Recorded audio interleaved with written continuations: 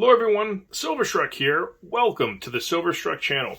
Well, I thought I'd have a little bit of fun today and share with all of you 100 ounces of my vintage silver, which is right here. So this is 100 1-ounce vintage bars. I can't fit all of the bars I want to show you in a shot here, so I'm going to do a panoramic view so you can see all of them. So I've counted all of these bars 3 times, and I came up with exactly 100 each time. So pretty confident I do have 100 vintage bars here to share with all of you.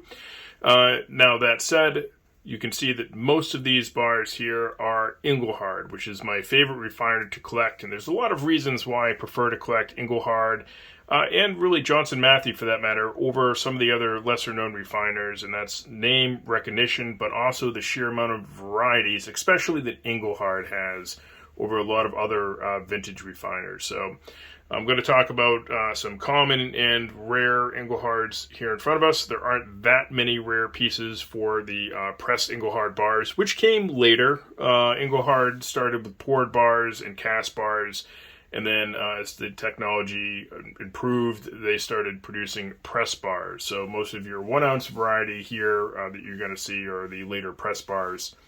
So when I refer to common or rare, I'm speaking within the vintage community, not comparing to modern bars here. So let's get right into it. And we're going to start with this more common Engelhard here. This one's a really nice example. Here we have a landscape variety. You can see this one has some rainbow toning. This is kind of why I picked on it a little bit, right on the outside edge. So that adds value for some, those of you that like rainbow toning. And you can see this has a serial number and just a common Engelhard reverse, Engelhard repeated 3 times. But a nice bar to collect just the same. If you're looking to get into Engelhard and collect some vintage, that would be a good place to start with a bar such as that. So there are a few varieties of landscape, but there are more varieties in my stack of portrait. And I'll pick on this bar right here. I like the grit and the toning on this particular example. So we have a 1-ounce 3/9 pure bar, and this is the E with the MC underneath. So this is a portrait variety bar. Serial number, of course, very noticeable reverse. It's Engelhard repeated 3 times, so you're going to see that as a common theme with a lot of different reverses.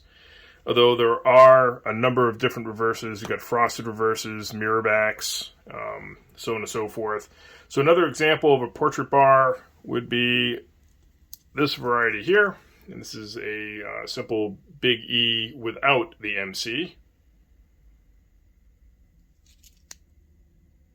And we have a similar reverse. So you'll see that repeated quite a bit. Another variety you can collect would be this, we'll show this one, again, because of the cool toning. Here we have an eagle instead of the big E. So they did make a number of eagle bars. Does have the serial number. This one's harder to see because of the grit there, but the serial number is there, I assure you. And look, a different reverse. Engelhard in a different font, different logo. So that's a little bit different. So right there, we've seen a lot of varieties already. A lot of these are your more common variety.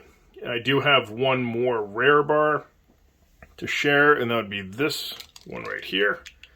Here we have a Canadian Engelhard. And notice how big the serial number is. Has the bull logo right to the right-hand side of it. That's the left-hand side, the left-hand side of it. And so within the serial number range, this bar, which is a mirror back, if you will, is a vintage of around 500. So you can find rare varieties. You have to do some research. A lot of it has to do with your serial number range. So pretty cool. A more common Canadian Engelhard would be something like this one right here. You can see the serial number is much smaller on this variety. Similar reverse, another mirror back. So pretty cool. So just there, we've seen an awful lot of 1-ounce press bars from Engelhard with an amazing variety. So there's many bars you can collect there. A little bit more less of a bar with variety would be your Johnston Mattheys. I still love collecting Johnston Mattheys, so when I do collect them, I prefer something like sequential serial numbers. So I'm going to pick on this one that I picked up recently from Silver Bar Stacker.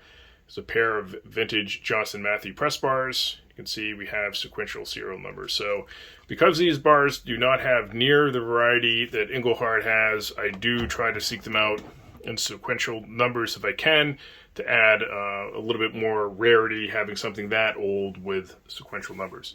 So let's talk about a few other refiners. One of the other refiners that I like to pick up would be these A-Mark stacker bars here.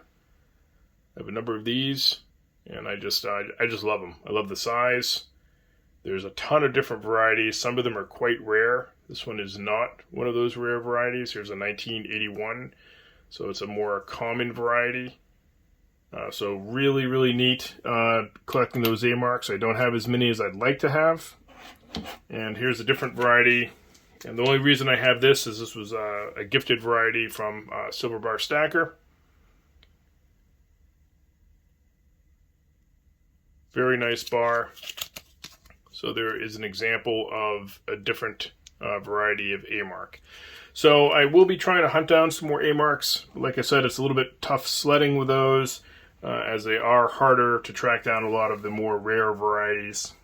Other refiners, something like this one right here, actually, this is actually a good one to talk about. Here we have a Colonial bar, and the mintage of these is 1000, and this one was gifted to me by a community member, Stack Attacker, so very nice of him to do that. And this actually is an Engelhard made product, so it's not stamped Engelhard, but Engelhard produced it, so it is considered an Engelhard. Just can't get away from those Engelhards, you know. Another examples of bars that were not produced by Engelhard. Here's a good example. This one was in a trade with Silver Kings 87. This is a really cool Buffalo bar from the Madison Mint. And this is a classic to be able to collect. I highly recommend picking up one of these. There's a few different varieties, some more rare than others, but that's a wonderful bar. I love that bar. Another really cool one, this was another gift from a community member here. This one came to me from Skull Stacks. Here we have a Nevada Coin Mart bar, so really neat. Check out the other side. This is another highly collected bar. Harder to find now, 1 troy ounce, 3/9 pure silver. So that's another neat variety. One of my all-time favorite bars, and I've shown these recently in a video I did, is these Stagecoach silver bars. Just beautiful. And of course, the uniqueness with this bar is that it is divided in quarters, so you can break the bar apart and have a fractional bar. But I highly recommend you don't do that. I mean, it's your bar. Do it if you know, break it apart if you like. But for me, I like the concept of the bar, and I like to keep that intact and preserved. So there you have it, my friends. I could talk about vintage silver bars all day long and make a 30-minute video, but half of you would be asleep by the time you finished a video that long. So I'm going to cut it short right here. Video's long enough.